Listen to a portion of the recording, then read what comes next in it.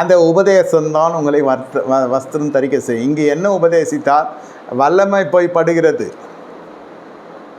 வல்லமை சந்திக்கப்படுகிறது. இயேசுவை பார்த்த உடனே அவன் கத்தி கூச்சல் போட்டு அலகழித்து அந்த ஆவி அவனை விட்டு ஓடுகிறது.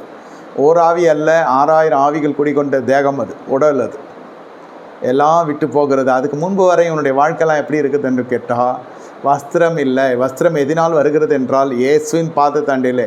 நடுவில் யார் ஞானஸ்தானம் கொடுத்தாங்களா, யார் பிரசங்கித்தாங்களோ உபதேசித்தாங்களோ கேட்கக்கூடாது. அந்த முகசாயல், தேவனுடைய முகசாயல், அந்த அபிஷேகம் இவனை சகல சத்தியத்துக்களை நடத்தி இவனை வஸ்திரம் தரிக்க செய்தது.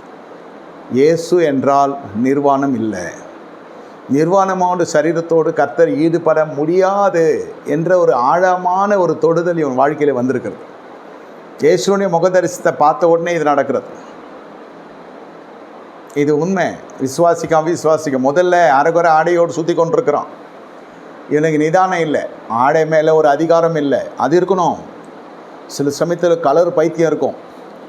கலர்னால் வெள்ளை தான், அதுவும் ஒரு கலர் தானே. வெள்ளை மேலேயும் சில பேருக்கு பைத்தியம் இருக்கும், சில ஜனங்களுக்கு கலர் மேலேயும் பைத்தியம் இருக்கும். வெள்ளை கலரும் கலர் தான், கலர் வஸ்திரங்கள் கலர் தான். போட்டால் வெள்ளை தான் போடுவேன்மா, இல்லை போட்டால் ஏதாவது ஒரு இடத்துல நீங்கள் கட்டப்பட்டுருவீங்கன்னு சொல்ல வரேன். You must be common to all. Bible அதான் சொல்லுது.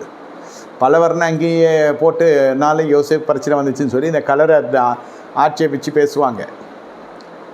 அப்புறம் வெண் வஸ்திரம் தரித்திருக்கிறவங்க எல்லாருக்கும் அது தாங்காது. அழுக்குக்காக சொல்ல, அது சரிப்பட்டு வராது. அது போட்டுட்டு அப்புறம் நீங்கள் தப்பு பண்ணிங்கனாக்கா ரொம்ப கரும்புள்ளியாக தெரியும் இல்லையா. அது பரிசுத்த வஸ்திரம்னு நீங்கள் பிரகடனப்படுத்திட்டு அதை போட்டு எல்லோரும் தான் அது போடுறான். ஆனால் இயேசு நண்டையிலே வந்து அமருகிற பொழுது வஸ்திரம் தரித்தவனாய் வந்து அமருகிறான். அந்த வஸ்திரம் எப்பொழுது நிலைத்திருக்கும்? உங்களுக்கு கொடுக்கப்பட்ட ரட்சிப்பின் வஸ்திரம். ஞானஸ்தானம் எடுத்து சபைக்கு வருகிறது இல்லை, ஞானஸ்தானம் எடுத்து திருவந்துக்கு திரும்பி பார்க்கறது இல்லை. இது கெட்டு ஒழிந்து இது எங்கேயோ கரைப்பட்டிருக்கு. ஒரு முறை விலகிட்டோம்னா போச்சு. அந்த உறவு மறுபடியும் புதுப்பிக்கிறது ரொம்ப கஷ்டம். அவங்களே மனம் திரும்பி வரணும்.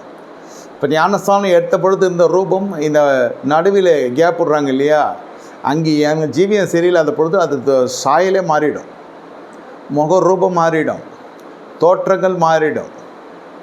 நன்மைக்கு எதுவாய் என்று நான் சொல்லவில்லை, இதெல்லாம் அவலட்சத்துக்கு எதுவாக மாறிடும். பயம் ஒருத்தில் நடுவில் அந்த ஆவிக்குரிய அன்பு துண்டிக்கப்படுகிறது இல்லவா.